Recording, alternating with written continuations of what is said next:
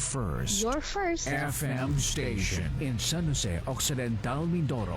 101.7. Radyo Natin FM. This is your radio. Radyo Natin. Life Extension Vitamin D3. Ako si Manuel Saet, 57 years old. Pinalaboratory po ako. Then nalaman ko na meron akong diabetes. Kaya sa Life Extension, Vitamin D3. Thank you so much. Life Extension Vitamin D3. Ang Life Extension Vitamin D3, 1,000 IU para epektibo laban sa mga lifestyle diseases, cancer, diabetes, hypertension, at iba pa. Gawa sa Amerika. Life Extension Vitamin D3 for longer life. Mabibili sa mga butika. JPS Cellphone Accessory Shop and E-Load Center. Nagbebenta ng iba't ibang cellphone and accessories. Bukod sa e-load services, mayroon din silang home credit, GCash at smart pera padala. JPS Cellphone Accessory Shop and E-Load Center. Former Ashley Cellphone Shop located at Chego Silang Street in front of SSS with branch sa Temporary Public Market, Barangay Labangan. At mayroon din sa Barangay 7, Mamburao Occidental, Mindoro. I-level up ang iyong sports and fitness journey kasama ang leading multi-brand sports retailer in the Philippines, Toby Sports. Toby Sports sa San Jose Town Mall. Available ang iba't ibang leading brands of shoes and apparels like Nike, Adidas, at marami pang iba. Sports materials and gym equipment, sagot ka ng Toby Sports. Hindi lang basta store, kundi ka-partner mo sa iyong sports and fitness journey to promote active lifestyle. Atleta man o hindi, nandito ang Tobis to assist kung anong klaseng sports and fitness products ang para sa iyo. Toby Sports. Toby Sports. Walk with confidence. Step with style. Toby Sports.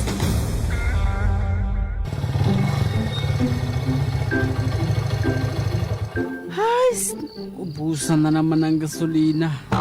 Paano na kaya to? Wala pa naman akong pera. Superman? Hindi! Ako lang to! Si Super Chuper! Super Chuper! Super Chuper?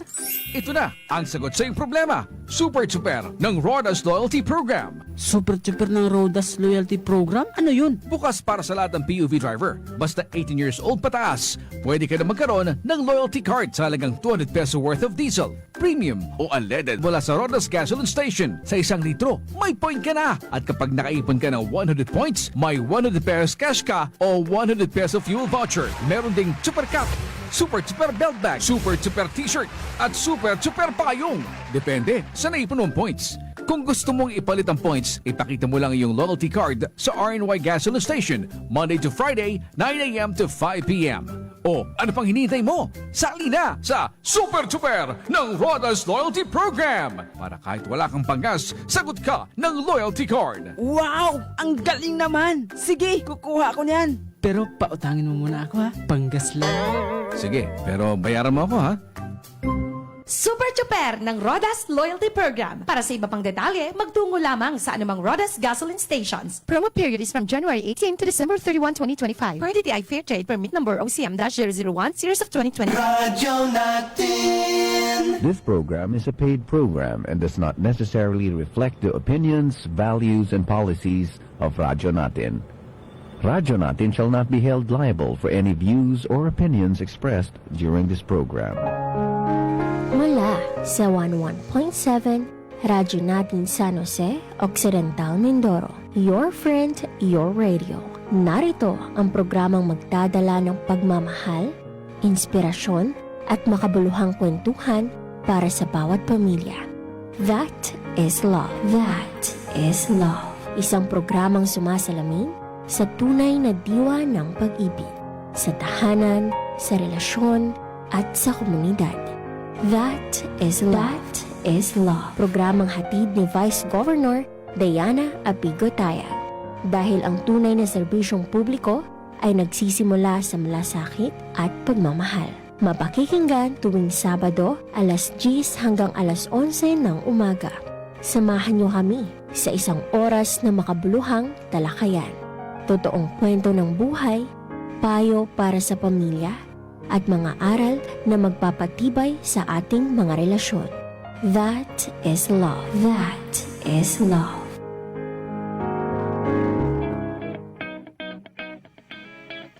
From the friendly hometown radio station, this is 101.7 FM and it's 10:06 in the morning. So good morning po sa lahat ng mga nakikinig sa amin ngayon sa FB Live and also sa radyo dito sa aming programang That is Love. And today po, it's March 14, Saturday, and we all know na karaniwan ang Saturday ay rest day ng karamihan sa atin. And it is also a perfect timing para mapakinggan ang mga storya na maaari nating ibahagi sa mga listeners natin. And it is also perfect time para sa mga taong kunwari naglalabas sila o may ginagawa sila sa kanilang bahay.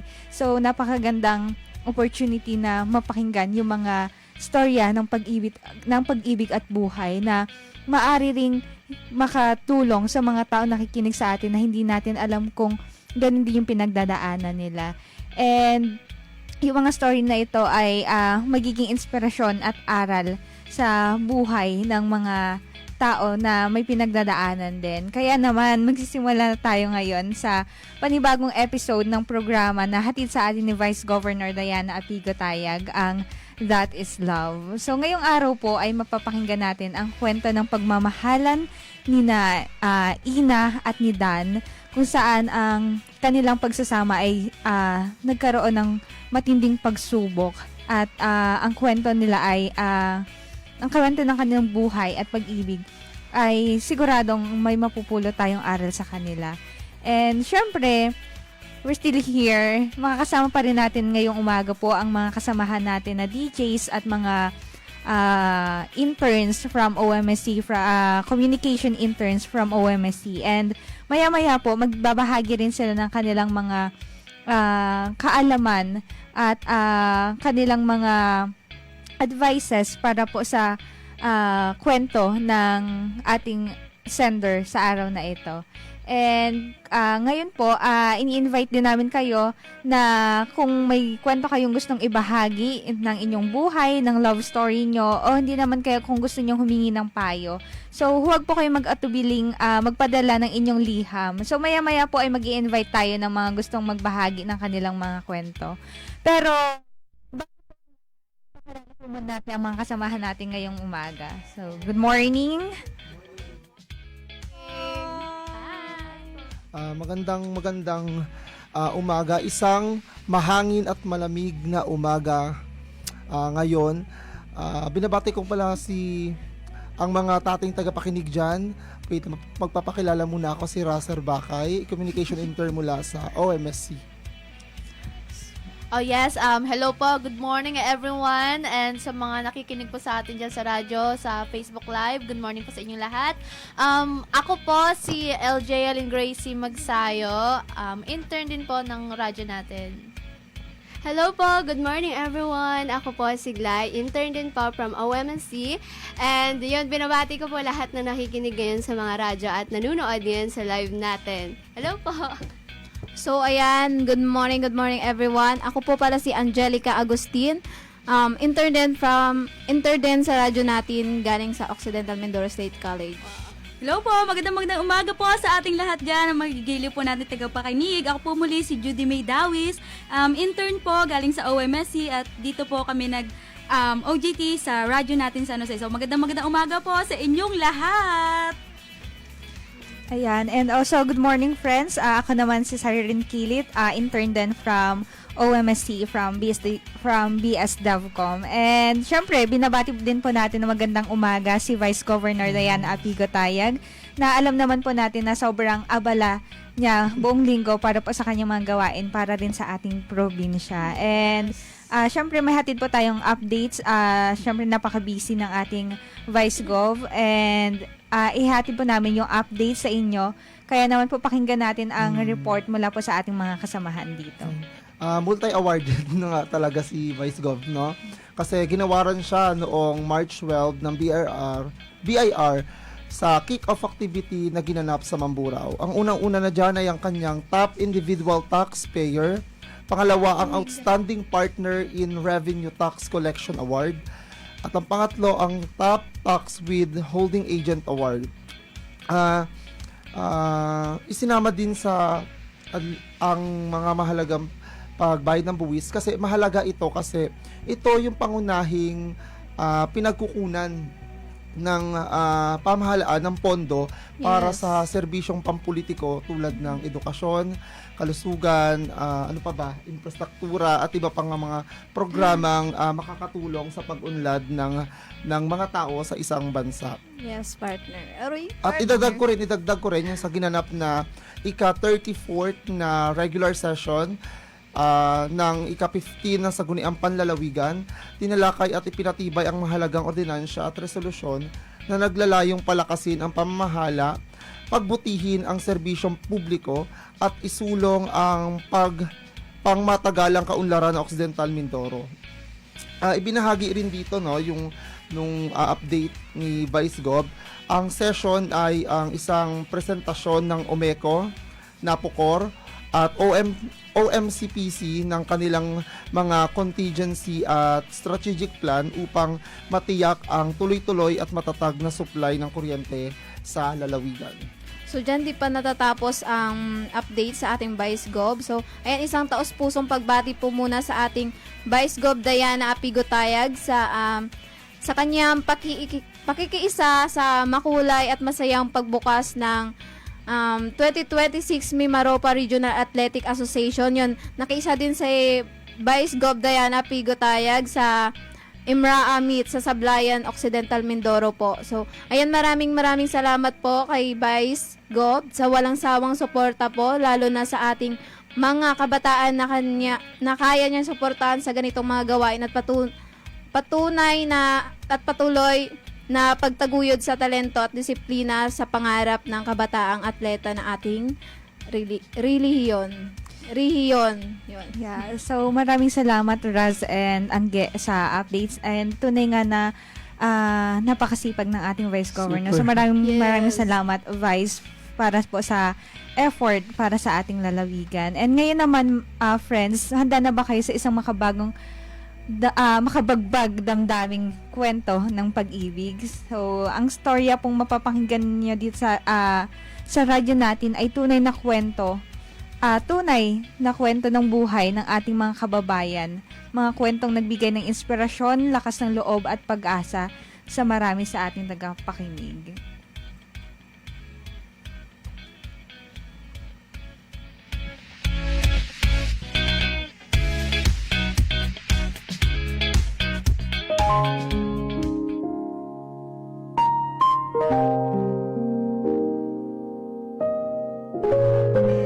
Madalas nating marinig sa pangako na mag-asawa ang salitang sa hirap at ginhawa. Ngunit, paano kung para sa isang asawa, ang hirap ay tila walang katapusan at ang ginhawa ay bihira lang maranasan? Ang kwentong ito ay mula kay Ina, isang ina at asawa na buong tapang na ibinahagi ang kanyang pinagdaanan sa loob ng 20 taong pagsasama. Dear DJ, ako po si Ina, hindi ko po tunay na pangalan. Isang asawa at ina sa 3 anak. Sumulat po ako dahil hindi ko na alam kung saan pa ako lulugar at kung anong dapat kong gawin. 20 taon na po kaming nagsasama ng aking asawa. Sa loob ng mga taong yun, hindi na nawala ang kanyang bisyo sa pag-iinom at pagbabarkada.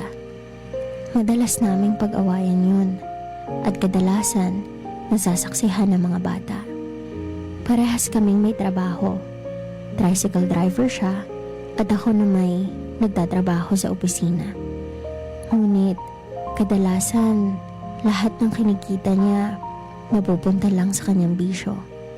Hindi ko na rin siya maasahan sa gawaing bahay dahil palagi niyang dahilan pagod siya sa maghapon at kadalasan gabing-gabi na rin kung umuwi galing sa mga barkada. Halos ako lang kumikilo sa bahay. Pag uwi ko galing trabaho, kailangan ko pang mamalengke para sa hapunan namin, almusal kinabukasan at mga babaunin ng mga bata.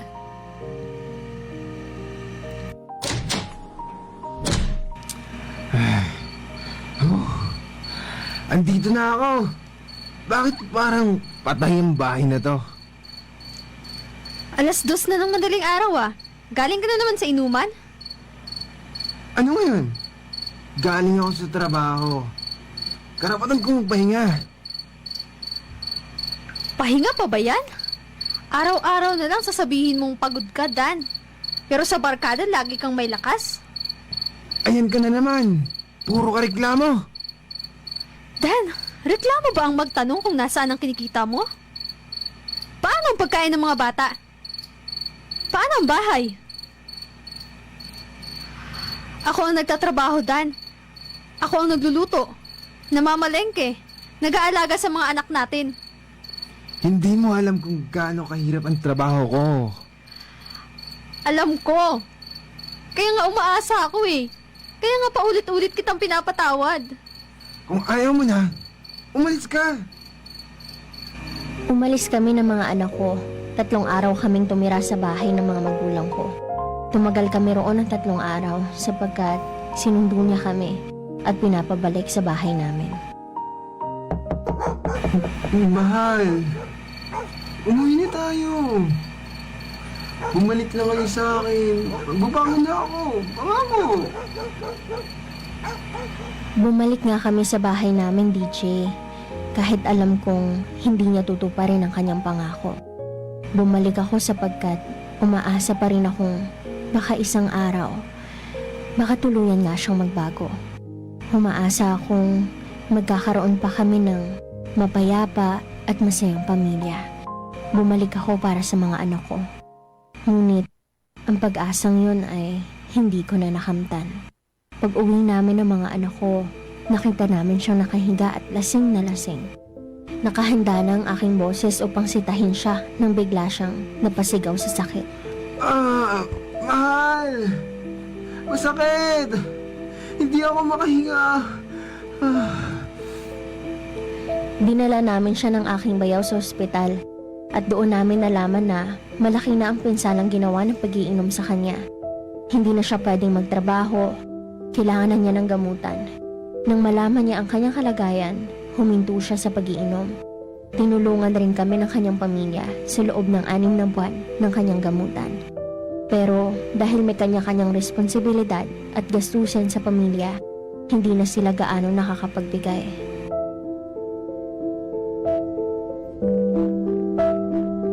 Wala na silang pakialam sa akin! Pinabayaan na nila ako! Hindi ka nila pinabayaan, Dan. Naubos lang din sila. Tulad ko. At bakit ba ang lakas ng loob mong magalit sa kanila? Matanda ka na, Dan.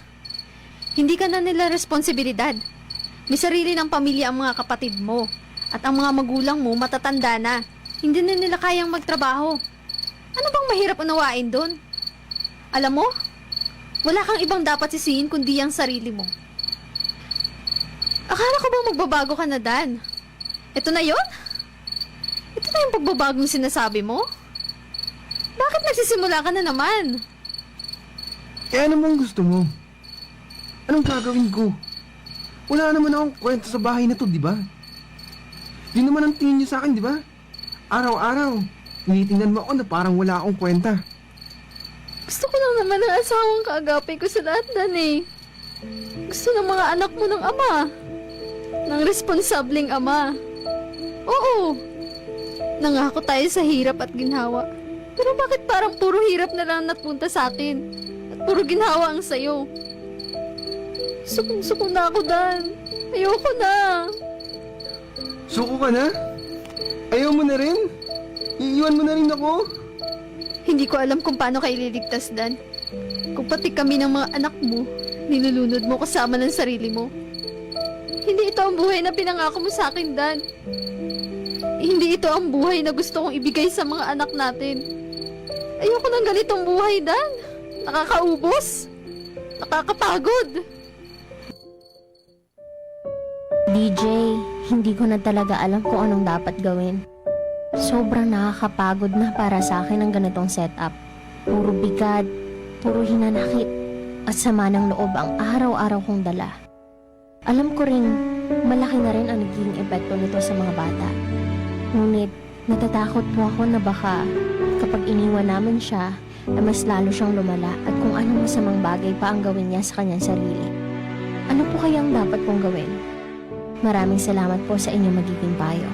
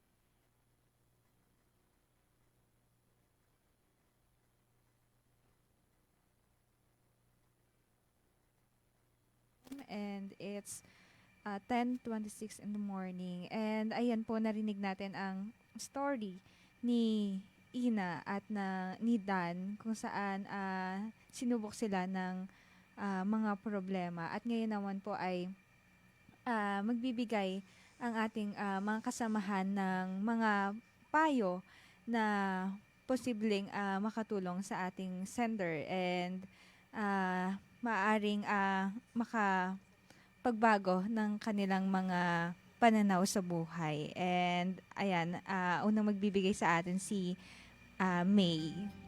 Ayan, so, grabe, lungkot, hindi lang ikaw.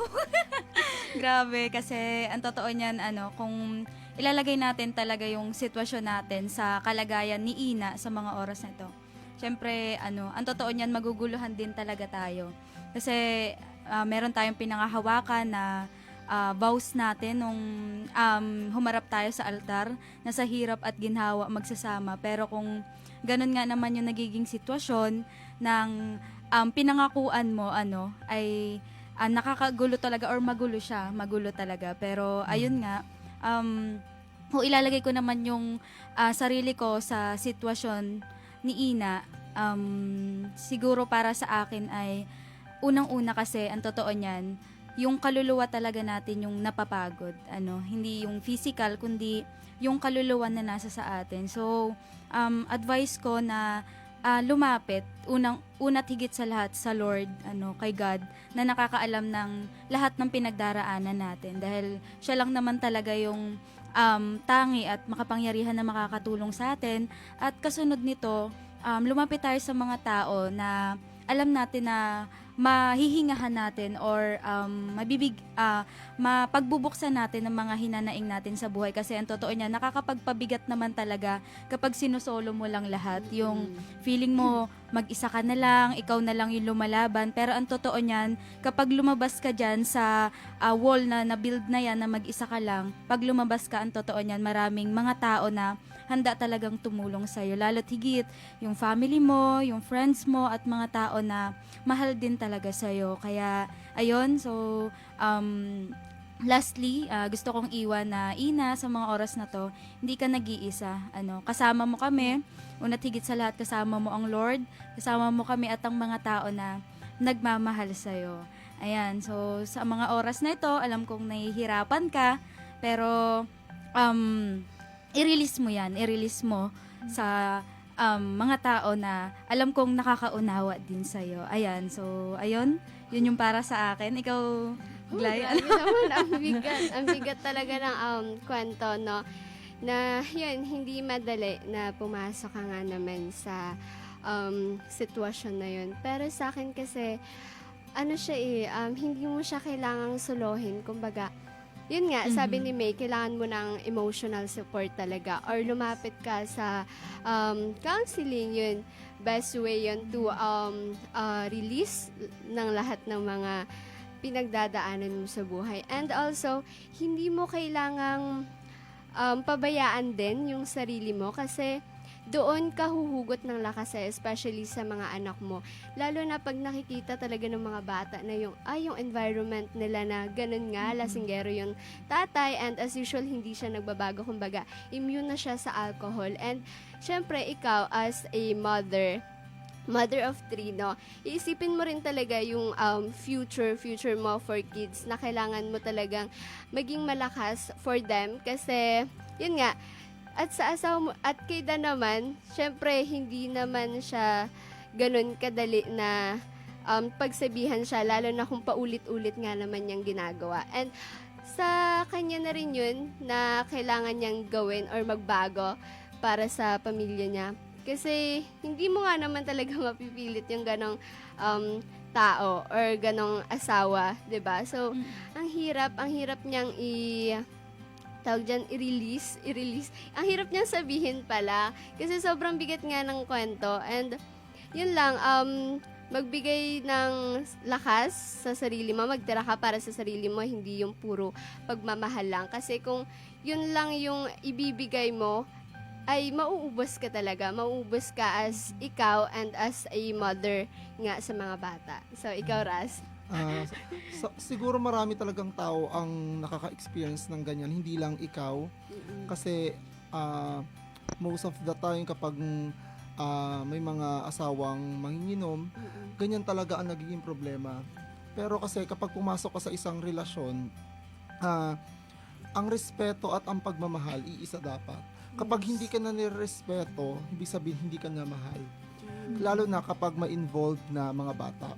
Kasi okay lang ang pag-iinom kung binata ka pa. Yes. Kung wala ka pang responsibilidad na sa mga anak mo, sa asawa mo. Pero kapag may involved na ng mga bata, medyo medyo dapat tigil-tigilan na yung pag-iinom. Hindi naman sa tigilan, bawas-bawasan yung pag-iinom kasi unang-una sa lahat, maapektuhan ang pag-iisip ng asawa mo, maapektuhan ang pag-iisip ng mga anak mo. At dahil doon magkakaroon na hindi na maganda yung harmony ng bahay ng pampamilya. And kung kung hindi na pinapakita ng asawa mo yung ganong pagmamahal, hindi mo nakita, mahalin mo na lang ang sarili mo at ang mga anak mo. I-secure mo ang future nila. Kasi babae ka, Women's Month ngayon, babae ka, hindi ka lang babae, kundi babae ka. Kaya mo yan na ikaw lang ang magtaguyod sa, alam na mahirap na ang ganyang sitwasyon kasi naglalaban ang pagmamahal mo para buuin ang pamilyang yon. At at the same time, nilalaban mo yung pagmamahal mo para sa anak mo. Kaya medyo mahirap talaga dyan sa sitwasyon na yan. Pero kung ang isang tao ay pinipilit mong pabaguhin pero siya ay ayaw niya sa sarili niya, ayaw niya tulungan ang sarili niya para magbago, it's time to let go yung mga ganong klaseng tao. Kasi ikaw, sobrang effort ka para iparealize sa kanya yung mga magagandang bagay kapag umiwas siya sa ganong bisyo. Pero kung hindi niya naman tinutulungan at hindi niya nakikita yung paraan kung paano mo makita yung sa isang sitwasyon na ganun, medyo mahirap siya. Kaya siguro ang respeto, ang komunikasyon, pati ang pagmamahal, iisa lang yan. Kapag hindi mo na nakita yung tatlong yan, ibig sabihin, it's time to let go. Kasi it's either hindi ka niya na mahal, kasi wala na siyang responsibilidad sa'yo, hindi ka niya na-respeto, ayun, kailangan mo na i-let go. And nandiyan naman yung mga kamag-anak mo, yung mga kapatid mo, humanap ka, tama yung sinabi niyo, na humanap ka ng mga taong magbibigay sa iyo ng kalakasan. Kasi at the end of the day, hindi lang tungkol sa iyo, hindi lang tungkol sa pamilya mo 'yan. Kasi maraming tao ang tutulong sa iyo emotionally, physically, financially kung meron man talaga, at spiritually. Yun na lang siguro ang pinaka the best way na maibibigay namin sa iyo. Yes, no. And yung sa sinabi ni Glay kanina na for counseling, and siguro kung talagang kapagod ka na, Ina, yung hindi siya list kasi malaking bagay na if you really want to let that go, ang pinaka mainam na gawin na lasting na magawa mo sa asawa mo is to seek a professional help para sa kanya, na kailangan, kasi yung nangyayari sa kanya is hindi na lang siya basta pag-iinom, kundi it is also an addiction na. To the point na hindi niya na naiisip yung mga tao na sa paligid niya, yung kayong pamilya niya. So yun na lang siguro yung maaari mong gawin para sa kanya na huling tulong.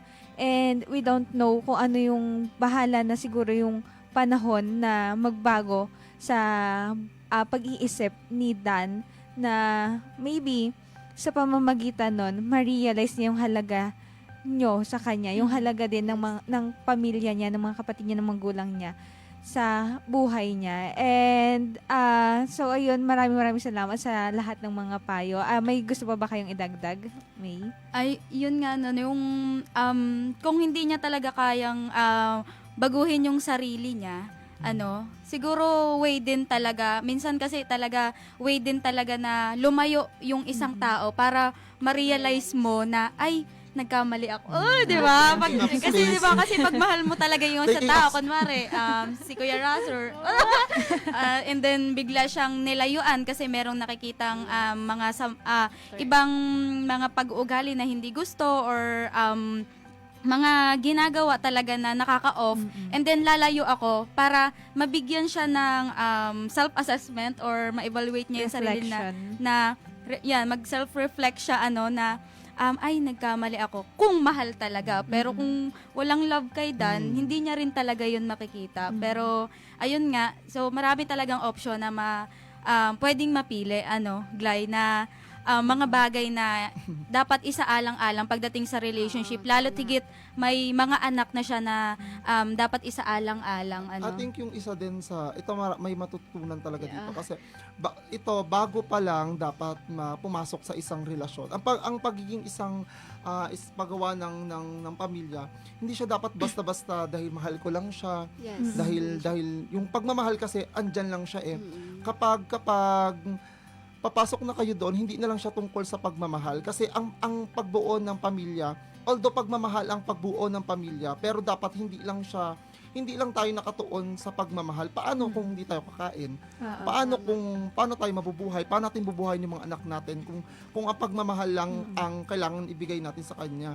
Kailangan nandun ang responsibilidad. Yes. Kung pwede, kung maaari, kung kay Dan, kung lasinggero man siya nung kabataan niya, dapat inisip niya yon na pagpasok sa isang pamilya ay may responsibilidad na siya na kailangan kong pag-aralin.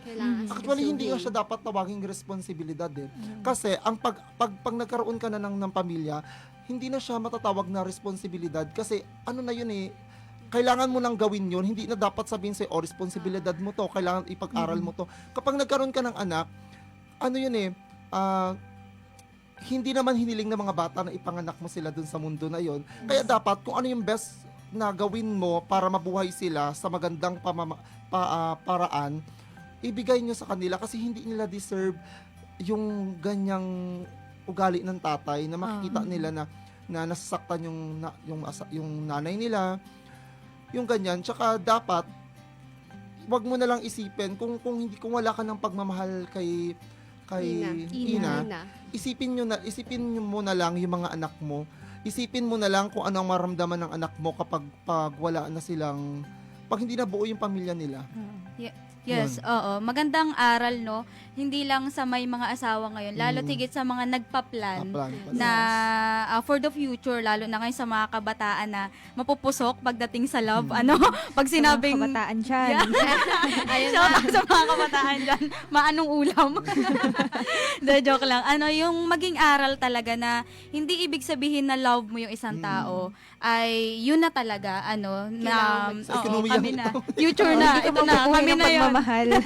So, hindi dapat lagi talaga tayo magpadala sa emotion lang talaga bilang kabataan, kundi ang pag-aasawa ay pinaghahandaan, merong commitment na tinatawag, at merong responsibilidad na dapat ay naka-built-in na talaga sa atin na pag nag-asawa ako, kailangan yung asawa ko, mga anak ko, kumbaga devotion siya. Yes, devotion yes, commitment talaga. Oo. At saka yung pagiging isang ama talaga, 'di ba tinatawag ang isang ama na haligi ng tahanan. So kung ang haligi nakatagilid yan dahil lasing siya, 'di ba?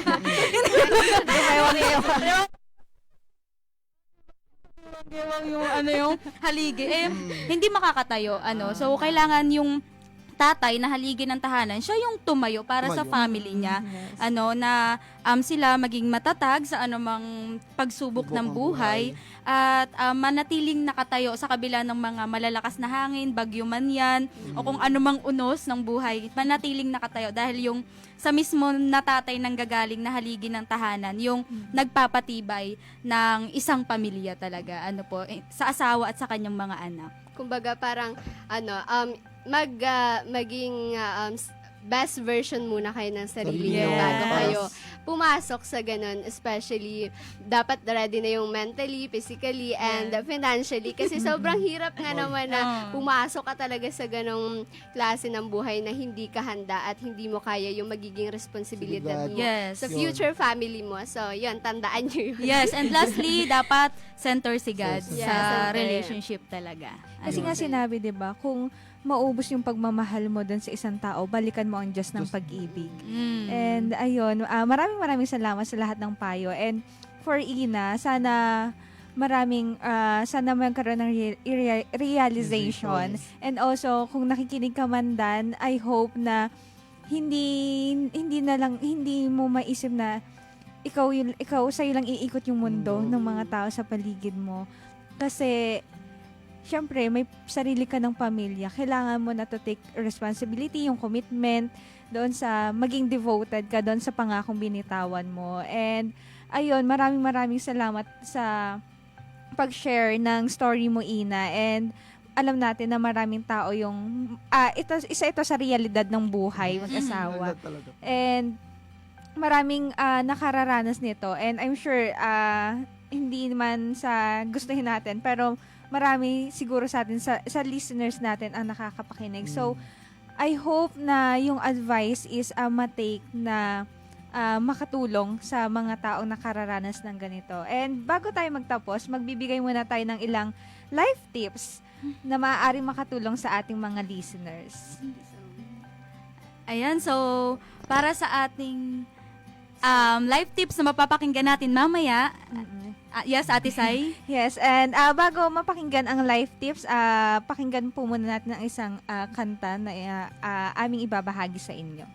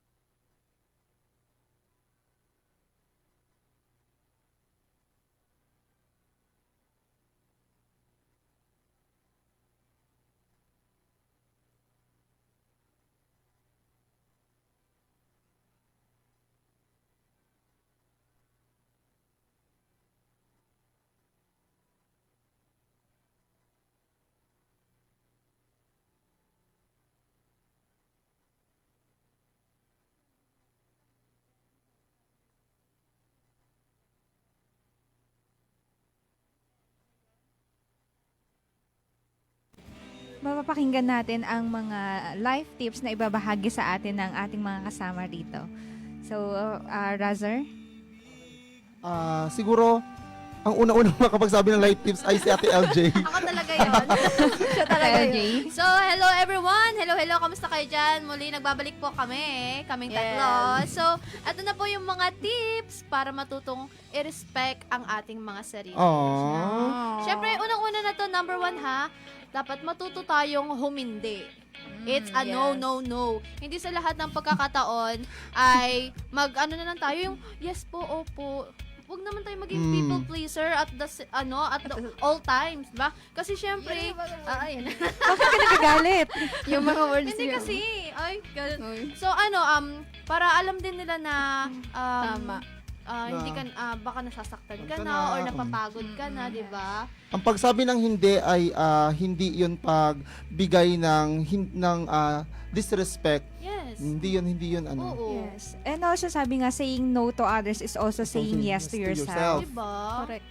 Ito naman, ang pangalawa naman, syempre, dapat maglagay din tayo ng boundaries. Yeah. Boundaries. Tama. Syempre, ipaalam din natin sa iba na kung ano lang yung kaya mo at yung hindi mo kaya, wag kang magpaka-fake, 'di ba? Syempre, napapagod din tayo. Correct. Hindi naman Hindi sa lahat lahat ng sa oras, bagay. 'di ba? Kaya natin. Sa nagre-react ang mga kasama nating pagod na pagod. Yun na ha, mag-set tayo ng boundaries. Siguro yung pangatlo ay ang piliin ang taong nagbibigay ng respeto. Lumayo sa mga taong palaging nananakit, nanliliit o hindi ka pinapalagahan. Siguro yun yung pinakamagandang yung piliin mo ang mga taong nasa paligid mo, kung sino lang ang bibigyan mo ng respeto, sino lang ang bibigyan mo ng pagmamahal, ang pahalaga sa kanila. Kasi not everyone loves you, pero ang mahalaga, mahal mo ang sarili mo. Alam mo kung paano mo ibigay ang respeto ng ibang tao kapag para kasi sa akin ang pinaka decent na pagmamahal ay ang pagmamahal na binibigay mo sa sarili mo. Kung binibigay mo sa sarili mo ang pagmamahal, ang respeto ay maibibigay mo rin yon sa mga taong sa palagay mo ay kapareho mo. Nakarespeto Ang karespeto. Kasi ang respeto andyan lang siya. Pero ang pagpili kung sino ang rerespetuhin, yun yung pinakamahirap na part na para ang pagrespeto sa mga taong deserve ng respeto ay ang pagrespeto rin sa sarili mo. Ayun yun. Sabi nga, 'di ba, hindi binibigay ang respeto kundi in-earn. Yes. Ay. Kahit parang yung sa trust din, no? Ganon din yun, no? Same lang sila.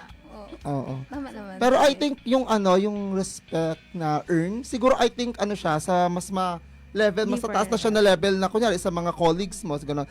Pero I think yung pinakamataas, para naman sa akin yung kapag hindi mo kakilala yung tao, yung binibigay mo lang siya ng wala kang basihan, kung mataas ba siya sa'yo, kung vendor lang ba siya, basta parang yung lagi mo sinasabi na always choose to be kind. Kasi ang kind at respect nga yon, parehong-pareho rin yon. Kasi hindi ka magiging mabait sa isang tao kung wala kang respeto sa kanya.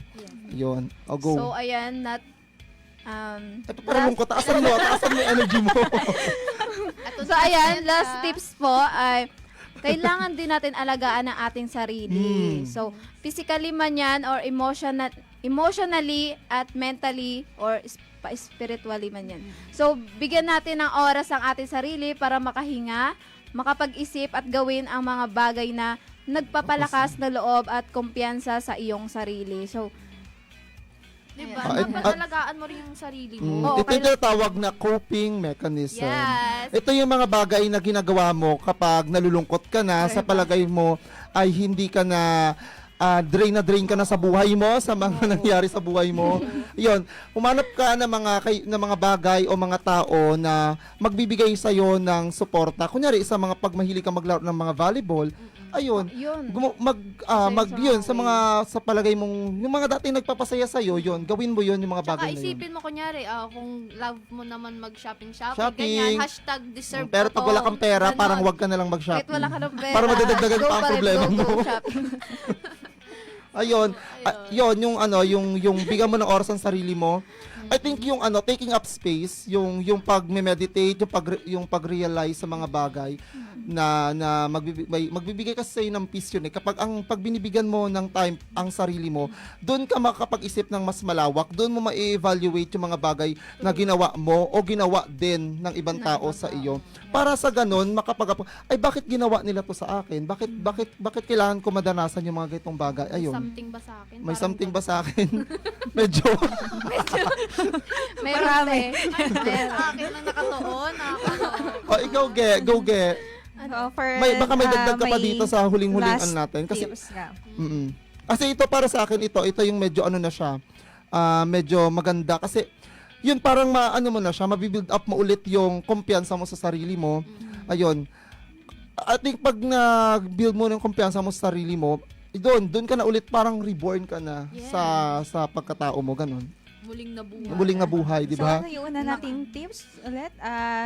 Yes, una po ay magsabi ng hindi. Matuto kang magsabi ng hindi. And pangalawa po, magbigay or mag-set ng boundaries. Ang pangatlo naman ay piliin ang mga taong nagbibigay ng respeto. At ang panglas naman ay alagaan natin ang ating sarili. Yes. Ayan. Ay, maraming salamat sa inyong mga life tips na maaaring makatulong sa ating mga listeners. And ngayon naman, diyan nagtatapos ang ating episode ngayong umaga na That is Love, na hatid sa inyo ni Vice Governor Diana Apigo Tayag. And maraming salamat po sa lahat ng nakinig at patuloy na sumuporta sa 101.7 Radyo natin. At kung may shoutout po kayo o gustong batiin, maaari po kayong mag-message sa ating Facebook page. At maraming pong salamat sa lahat ng tumutok. And meron ba kayong mga gustong i-shoutout? Ito ang paborito nilang lahat, ang pag-shoutout. O sige, kayo na muna. Ayan, so para sa akin po, binabati ko po yung nagpapabati sa akin sa Novo Store po dito sa San Jose, si Miss Cherry Isug, Miss Jorly Parle, and Sir Genesis Asuncion. Hello po, shoutout po sa inyo. Ayan. At syempre po sa mama at papa ko, sinashoutout ko pa rin kayo. Hindi ako magsasawa na i-shoutout kayo araw-araw dito sa radyo natin. Okay, ayan, siguro, thank you so much. Akin i-shoutout ko na lang rin siguro yung Bakay family, yung Mamitag family. Siguro lahat ng kamag-anak, kung marami akong kamag-anak. Ayan, shoutout sa inyo. So, yan, shout out din sa family ko dyan. Agustin family, Pagunsan family, lahat na. At sa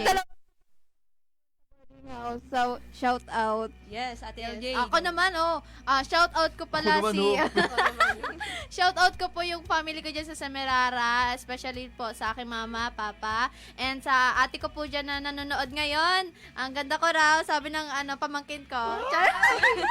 Ay, great touch ba naman sa nakapaghanda ako, and shout out ko rin po pala si Mama Madel. Hello, I miss you so much. Yung mga tropa pips ko dyan, kay Renette, kay Mama Madel, Ate Joyce, and mga kaklase ko, miss ko na kayo, magkikita na tayo soon. Ako naman, tama ko na at LJ. So, shout out kay mama at papa, sa lola at lola ko dyan sa Negros, mag-ingat kayo palagi. And sa kapatid ko naman sa biyahe ngayon, ingat, love you so much. So, Okay, ayan. wait lang, batingin ko pala sila May Ann, si Tere, si Ray. So, ayun, gusto ko rin i-shoutout syempre ang aking pamilya and sa aking mga girlfriends, sa aking mga girlies, and also kay Ate Me Entere. So, syempre, binabati din natin si Vice Governor Diana Apigo Tayag and sa lahat ng kanyang mga staff, kay Kuya Dayo, kay Kuya Oliver, kay Kuya Eman, kay Kuya Ulap, kay Kuya Mark Anthony Moralia. So, and also sa ating mga listeners, maraming salamat po sa inyong pakikinig sa aming programa sa araw na ito. At meron pa po mga gusto idadagdag? Ayan, so, syempre, mag-invite din tayo ng mga gusto talaga na mag-send ng kanilang mga inspiring stories, na gusto nung magkaroon ng kasagutan sa kanilang mga katanungan. Ayan, so, maaari po kayong mag-text sa aming Globe, 0917-188-1734, at sa amin naman pong smart number na 0968-8562071. Pwede rin po kayo mag-message sa aming page po na 101.7 Radyo natin San Jose, at pwede nyo pong idala din dito sa aming mismo station. Dito po sa Bonifacio Street, Poblacion 3, solid building, nasa 3rd floor lamang po kami. Ayan, thank you so much po. Yes, and also pala, shout out din kay Sir Ricky. Sinabi niya naman i-shout out naman. Shout out, Sir Ricky! Saan tayo mamaya, sir? Taga St. Peter, nagpapa-shoutout. And also, shout out po kay Sir Talks. Yes! Lagi namin kayo. Nasa tabi lang namin. Maraming salamat Tito sa effort mo kahit hindi maganda yung pakiramdam mo ngayon. You are Ay, with kaya us. para anong ko to, sir. Yes. And so, ayun po, magpapaalam na kami. Maraming salamat po sa lahat ng tumutong ngayong araw. Oras natin, 10:58. Thank you.